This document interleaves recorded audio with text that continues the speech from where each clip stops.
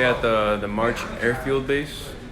About to check it out. About to see March Airfield Museum. It goes from World War I to World War II to Pearl Harbor to Cold War in chronological order. And they have this new area in the museum that opened a week ago about NASA. All right, we're about to enter March Airfield, and this is the first thing they have here.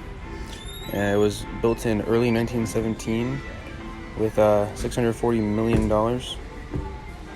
Yeah. This is the F1 Nat. This is Mr. Castillo. Yeah, look into the inside. Very good. Very cool. Yeah. Very interesting. Yeah. That's where they kept the parachute, and then under him is where they had the flotation device.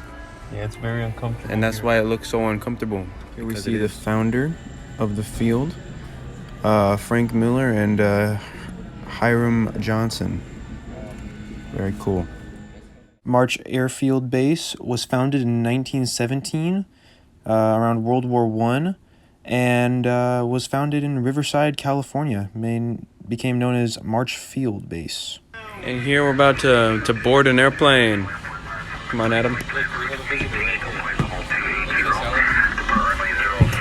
right here. Look at this visitor. What a beautiful man. We have the NASA exhibit in the museum. And here's some spacesuits. The high altitude flight suit. We have the custom fit space vehicle seat, which is pretty cool. We got the planet Earth, which I think is probably the coolest part of this exhibit. And it smells like a new car in here. This is a educational video on Pearl Harbor and those that were part of the Air Force Base when the bombing happened.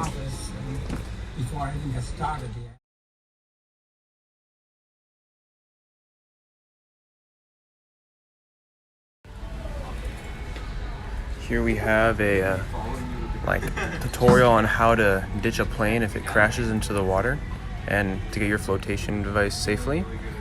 Very cool. We also have something here, money from different countries, which would usually be used to buy a round of drinks for people and their mates. Here we have the nose compartment to the B-47 Stratojet with 2 seats and all the tools needed to make this thing fly functionally. And then we also got a dog for some reason. There's a dog in there. When we enter this place, we have jackets used by the bomb squads. And as it stated here, on here, it says that each one of these bombs shows one combat mission.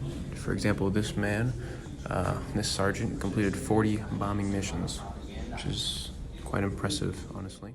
Here we can see various military uniforms from World War II to the Cold War, as we see Nazi uniforms as well as Soviet uniforms. Yeah, it was very interesting seeing all of these different items in the museum.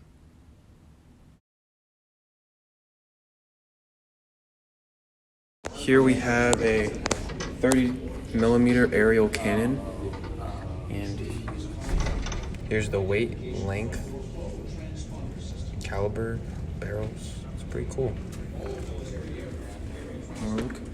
Here we have a replica of the Wright brothers' very first airplane, which was the very first airplane to ever exist. And behind it, we can see the Wright cycle shop, which is a very important part of history. This is very important because this was the world's first airplane ever, just from 2 bicycle shop brothers in Ohio.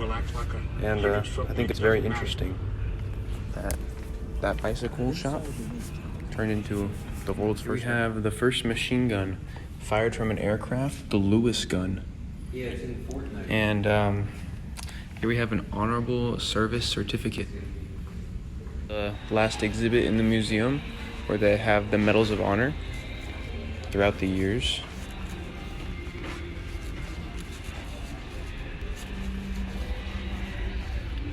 Probably the most interesting. All the planes that we got to see. It's really cool because I have some. Here's a quick aerial view of the first hangar in the museum. This was very nice to be able to look at. I would 100% recommend like anyone going to see this museum. It's really nice if you know how to enjoy it and really look at the stuff that they have to offer. They also have a lot of funny stuff in the museum because one of the employee volunteers there said that they wanted to make history fun because history isn't all just boring. It's just some of it can be really exciting and fun to look at.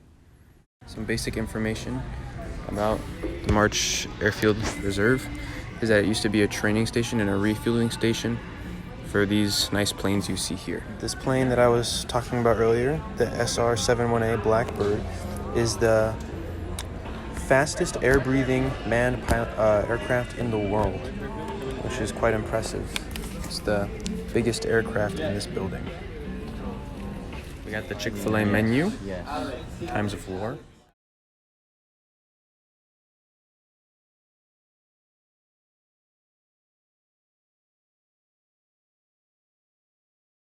One thing I've learned from visiting March Air Force Base was the amount of bombs that were really used in these different wars throughout the years. I didn't really think that one person could go on 52 bombing missions, but it appears that that's what happened in some cases, which is really interesting. If you are to visit the museum, I recommend you guys take a look at the outside because we got a nice tour of inside one of those little mini hangars, and we got to talk to somebody that was fixing up one of the airplanes. It's very cool. In the end, I would 100% recommend that you guys go visit March Airfield Reserve Base. It was a great time, especially to be able to go there with friends, and it's really interesting to see all the people there, especially because most of their volunteer workers are veterans. So I got to talk to some of them, and they got to tell me some of their stories, and they were really funny and interesting, and I hope sometime you guys can go there too.